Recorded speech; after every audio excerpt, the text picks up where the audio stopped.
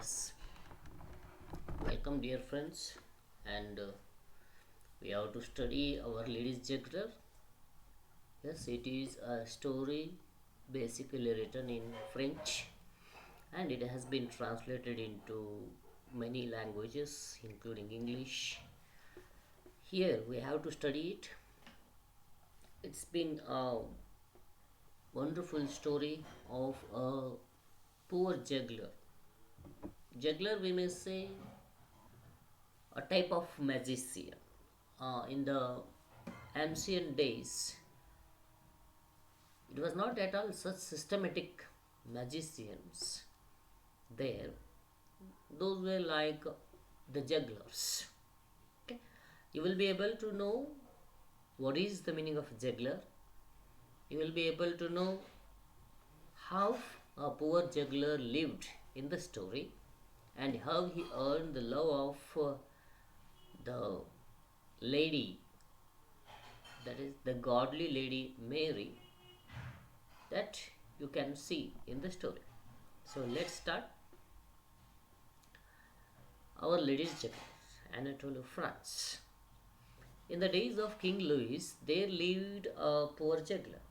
As you can see there, uh, the name of that juggler was Barnabas, and he was a native of Compiègne, who wandered from city to city performing tricks of skills and prowess. Always the duty of jugglers or the way of life of jugglers were to wander, means to move from city to city to perform some tricks and skills and his prowess. Prowess means special skills, or we may say powers. On fair days he would lay down in the public squares. ಸಹಜವಾದಂಥ ದಿನಗಳಲ್ಲಿ he used to sleep in a public square, ಸಾರ್ವಜನಿಕ ಸ್ಥಳಗಳಲ್ಲಿ, with a worn and aged carpet. ಅವನ ಜೊತೆ ಇದ್ದಂಥ ಒಂದು ಹರಿದೋಗಿರ್ತಕ್ಕಂಥ ಹಳೇದಾಗಿರ್ತಕ್ಕಂಥ ಕಾರ್ಪೆಟನ್ನು ಹಾಕೊಂಡು ಮಲ್ಕೊತಿರ್ತಾನೆ. And after having attracted a group of children and idlers by certain amusing remarks which he had learn from an old juggler. ಅವನು ತನ್ನ ಓಲ್ಡ್ ಜಗ್ಲರ್ನಿಂದ ಕಲಿತುಕೊಂಡಿರ್ತಕ್ಕಂಥ ಒಂದು ಟ್ರಿಕ್ಸನ್ನು ಯೂಸ್ ಮಾಡಿ ಅಲ್ಲೇ ಇರ್ತಕ್ಕಂಥ ಚಿಲ್ಡ್ರನ್ ಮತ್ತು ಐಡ್ಲರ್ಸ್ ಇವರನ್ನು ಅಟ್ರಾಕ್ಟ್ ಮಾಡ್ತಾನೆ. ಐಡ್ಲರ್ಸ್ ಮೀನ್ಸ್ ಅಲ್ಲೇ ಖಾಲಿ ತಿರುಗಾಡ್ತಕ್ಕಂಥ ಜನ. ಇವ್ರನ್ನ ಅಟ್ರಾಕ್ಟ್ ಮಾಡಿ ಒಂದು ಅಮ್ಯೂಸಿಂಗ್ ರಿಮಾರ್ಕ್ಸನ್ನು ಇನ್ವೇರಿಯೇಬ್ಲಿ ರಿಪೀಟ್ ಮಾಡ್ತಾ ಹೋಗ್ತಾನೆ. The same fashion without altering a word. ಏನೇನು ಚೇಂಜ್ ಮಾಡಲ್ಲ, ಒಂದು ಪದವನ್ನು ಚೇಂಜ್ ಮಾಡಲಾರ್ದ ಒಂದು ವಿಶೇಷವಾಗಿರ್ತಕ್ಕಂಥ ಸ್ಕಿಲ್ಲನ್ನು ಬಳಸಿ ಐಡ್ಲರ್ಸ್ ಮತ್ತು ಚಿಲ್ಡ್ರನ್ನನ್ನು ಅಟ್ರಾಕ್ಟ್ ಮಾಡ್ತಾನೆ. He would assume the strangest postures and balance a pewter plate. ನೀವು ಜಗ್ಲರ್ನನ್ನು ನೋಡಿದರೆ ಗೊತ್ತಾಗುತ್ತೆ, ಅಲ್ಲಿ ಒಂದು ಒಂದು ಒಂದು ಸ್ಟಿಕ್ ಮೇಲೆ ಒಂದು ಪ್ಲೇಟನ್ನು ತಿರುಗಾಡಿಸೋದು. Yes, on the tip of his nose, ಅದನ್ನು ತನ್ನ ಮೂಗಿನ ಮೇಲೆ ಇಟ್ಟುಕೊಂಡು ಟಿಪ್ ಆಫ್ ನೋಸ್ ಮೇಲೆ ಒಂದು ಪ್ಲೇಟನ್ನು ಬ್ಯಾಲೆನ್ಸ್ ಮಾಡೋದನ್ನು ತೋರಿಸ್ತಾ ಇರುವ ಸ್ಕಿಲ್ಸನ್ನು ನೀವು ನೋಡ್ಬೋದು. At first the crowd regarded him with indifference. ಮೊದಲಿಗೆ ಅಲ್ಲಿ ಕೂಡಿರ್ತಕ್ಕಂಥ ಜನ ಅವನನ್ನು ಅಷ್ಟೊಂದು ಏನಂತಂದರೆ ಅಕ್ಸೆಪ್ಟ್ ಮಾಡ್ಕೊಳ್ಳಲ್ಲ. ಮೊದಲಿಗೆ ಇಂಡಿಫರೆನ್ಸಿಂದ ನೋಡ್ತಾರೆ. But when with his hands and head on the ground he threw into the air and caught his feet 6 copper balls. 6 copper ಬಾಲ್ಸನ್ನು ಏರ್ನಲ್ಲಿ ಎಸೆದು ಏನು ಮಾಡ್ತಾನಂತಂದರೆ ತನ್ನ ಬಾಡಿಯನ್ನು ಟಾಪ್ಸಿ ಟರ್ವಿ ಮಾಡಿ ಹ್ಯಾಂಡ್ಸನ್ನು ಫ್ಲೋರ್ ಮೇಲಿಟ್ಟು ಲೆಗ್ಸನ್ನು ಏರಿನಲ್ಲಿ ತಂದು ಆ ಬಾಲ್ಸನ್ನು ಏನು 6 ಬಾಲ್ಸನ್ನು ತನ್ನ ಕಾಲಿಂದ ಆಡ್ತಕ್ಕಂಥ ಗೇಮನ್ನು ನೋಡಿದಾಗ the people will definitely be amused. Okay, in the sunlight that glittered, that 6 copper balls glittered in the sunlight, or when throwing himself back until his neck touched his heels. ನೋಡ್ರಿ, ಇದೊಂಥರ ಯೋಗಾಸನ. ಅವನ ಕತ್ತು ಕಂಪ್ಲೀಟಾಗಿ ಅವನ ಹೀಲ್ಸನ್ನು ಟಚ್ ಮಾಡೋವರೆಗೂ ಬೆಂಡ್ ಆಗ್ತಿರ್ತಾನೆ ಅಂತ ಒಂದು exercise or we may say amusing ಟ್ರಿಕ್ಸನ್ನು ಮಾಡ್ತಿರ್ತಾನೆ ನೀವು. He assumed the form of a perfect wheel. ನೋಡಿರಿ, ಕಂಪ್ಲೀಟ್ ರೌಂಡಾಗಿ ವೀಲ್ ಥರ ಒಂದು ಶೇಪನ್ನು ಫಾರ್ಮನ್ನು ಹೊಂದಿದಾಗ in that position juggled with 12 knives ಅಂತಹ ಒಂದು ಪೊಸಿಷನ್ ಇಳ್ಕೊಂಡು 12 ಕತ್ತರಿಗಳ ಮೂಲಕ ಅವರು ಮೆಸೆ ಚಾಕುಗಳ ಮೂಲಕ ಗೇಮ್ ಆಡೋದನ್ನು ನೋಡಿದಾಗ ಹಿ ಎಲಿಸಿಟೆಡ್ ಅ ಮರ್ಮರ್ ಆಫ್ ಅಡ್ಮಿರೇಷನ್. ಜನರು ತಮ್ಮ ತಮ್ಮಲ್ಲೇ ಮಾತಾಡ್ಕೊಳ್ಳಿಕ್ಕೆ ಶುರು ಮಾಡ್ತಾರೆ, wow, look at that trick, he is really excellent man, like that. This is ಆ ಅಡ್ಮಿರೇಷನ್ ಅನ್ನು ಅವನು ಗಳಿಸುವಲ್ಲಿ ಯಶಸ್ವಿ ಆಗ್ತಾನೆ ಅನ್ನೋದು ಈ ಸಾಲುಗಳ meaning. From he's okay from he's audience and small coins rained on is carpet. ಅಲ್ಲಿವರೆಗೆ ಆಡಿಯನ್ಸ್ ಮಾತಾಡ್ತಾ ಆಮೇಲೆ ಕಾಯಿನ್ಸ್ನ ರೈನ್ ಆಗುತ್ತೆ, ಏನು ಚಿಲ್ಲರೆ ಕಾಯಿನ್ಸ್ನ ಮಳೆ ಸುರಿಯುತ್ತಾ ಅವನ ಕಡೆಗೆ ಅಂತ ಹೇಳ್ತಾರೆ. Still Barnabas of Compiegne like most of those who exist by their accomplishments had a hard time making a living. ಇಷ್ಟೆಲ್ಲ ಟ್ರೈ ಮಾಡಿದಾಗ್ಯೂ ಸಹ ಅವನು ಎಲ್ಲ ಸಾಧನೆಗಳನ್ನ ಮಾಡಿದಾಗ್ಯೂ ಅನಿಸ್ಕೊಂಡ್ರೂ ಸಹ ಏನು ಮಾಡ್ತಾನೆ, he was facing a difficult time to live because every day was not Sunday. Every day ಅವ ಸೇಮ್ ಅರ್ನಿಂಗ್ ಆಗ್ತಿರಂಗಿಲ್ಲ, ಎವ್ರಿ ಡೇ ಜನ ಆ ಥರ ಕೂಡ್ತಿರಂಗಿಲ್ಲ. It was difficult earning his bread by the sweat of his bro. ಅಂದರೆ ಈ ರೀತಿ ಬೆವರು ಸುರಿಸಿ ಅರ್ನ್ ಮಾಡೋದು ತುಂಬ ಕಷ್ಟದ ದಿನಗಳಾಗಿದ್ವು ಆ ದಿನಗಳಲ್ಲಿ. He bore rather more than he share of those miseries. Miseries means ನೋವು, ಕಷ್ಟಗಳು, ಓಕೆ, ಸಂಕಟಗಳು ಅಂತ ಕರಿತೀವಿ. ಅವನು ಕೂಡ ಅವುಗಳನ್ನ ಸಹಿಸ್ಕೊಳ್ತಾ ಇದ್ದಾನೆ, ಬದುಕ್ತಾ ಇದ್ದಾನೆ. ಎಂಥ ಮಿಸರೀಸ್ ಅಂತಂದರೆ, we are all heir to through the fault of our father Adam. ನೋಡ್ರಿ, ನಮ್ಮ ಏನು ಇದು ಕ್ರಿಶ್ಚಿಯನ್ ಧರ್ಮದಲ್ಲಿ ಬರ್ತಕ್ಕಂಥ ಫಾದರ್ ಎಡಮ್ ಅಂತ ಏನು ಸ್ಟೋರಿ ಬರ್ತದೆ, ನಮ್ಮೆಲ್ಲರ ಮೀನ್ಸ್ ಮನುಜ ಕುಲದ ತಂದೆ ಯಾರಪ್ಪ ಅಂತ ಕ್ರಿಶ್ಚಿಯನ್ಸ್ ಫೀಲ್ ಮಾಡ್ತಾರಂದರೆ ಎಡಮ್.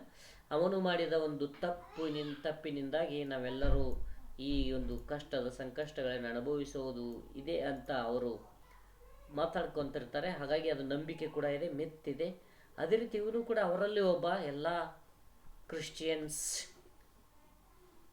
ಸಹಿಸಿಕೊಳ್ತಾ ಇರ್ತಕ್ಕಂಥ ನೋವುಗಳನ್ನು, ಸಂಕಟಗಳನ್ನು ಇವನು ಸಹಿಸಿಕೊಳ್ತಾ ಇದ್ದಾನೆ. That is what the story tells us. Besides he was unable to work as much as he would have liked. ಅವನಿಗೆ ತುಂಬ ಝೀಲ್ ಇರ್ತದೆ, ಬಟ್ ಎನರ್ಜಿ ಇರೋಂಗಿಲ್ಲ. ಝೀಲ್ ಅಂದರೆ ಅಂತರಾಳದಲ್ಲಿರ್ತಕ್ಕಂಥ ತುಂಬ ಇಷ್ಟ ಇರ್ತದೆ ಅವನಿಗೆ ವರ್ಕ್ ಮಾಡಬೇಕಂತ. But he was not able to work.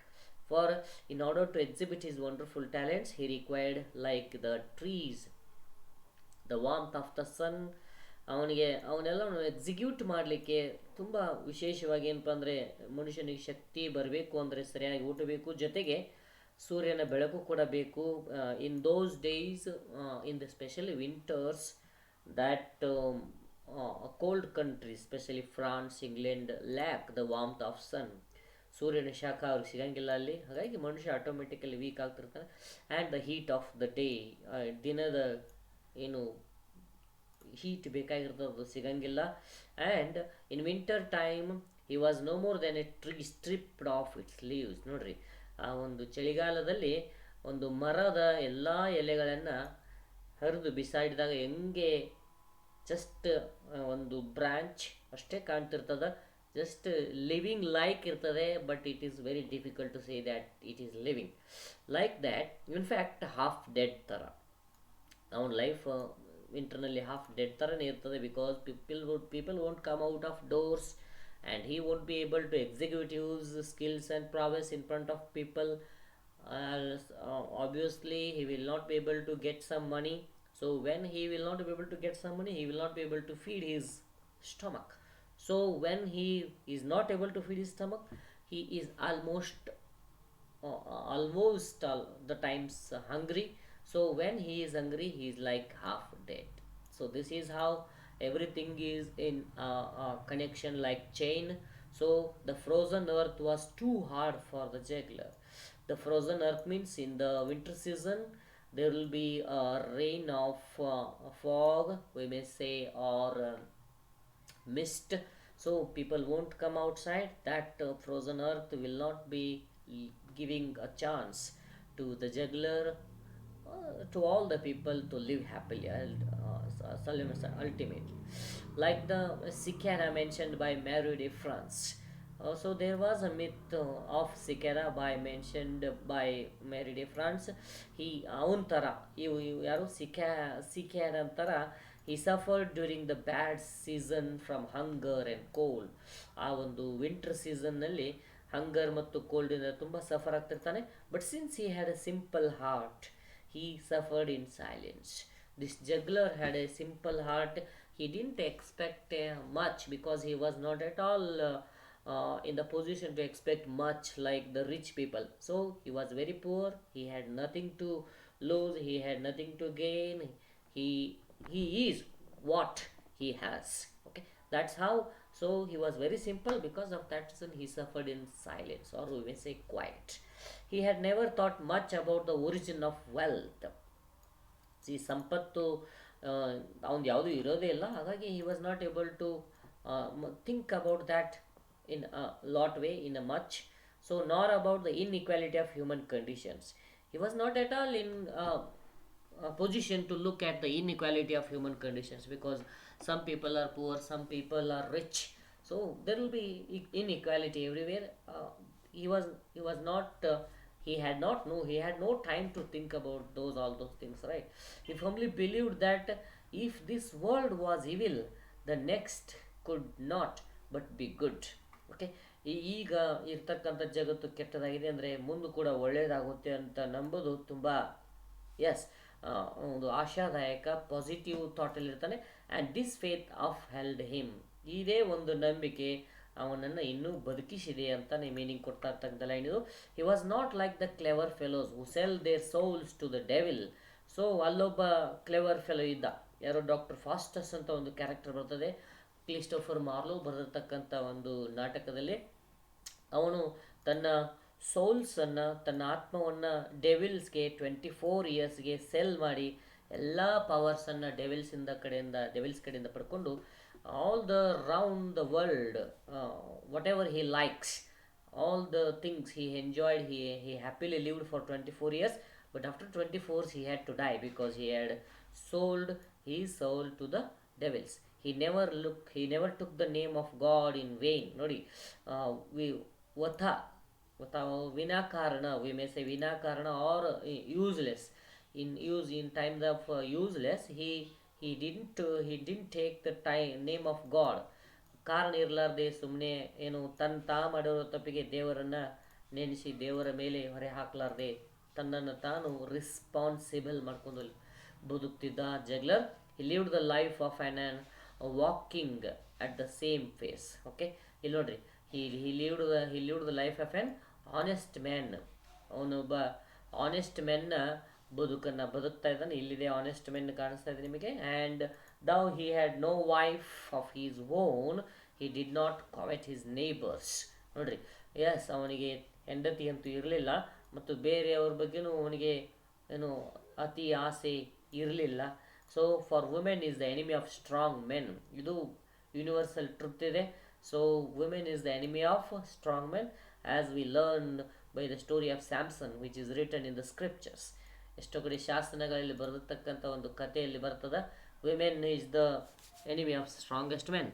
So let's stop here and let us see the next story in the next class. Thank you very much.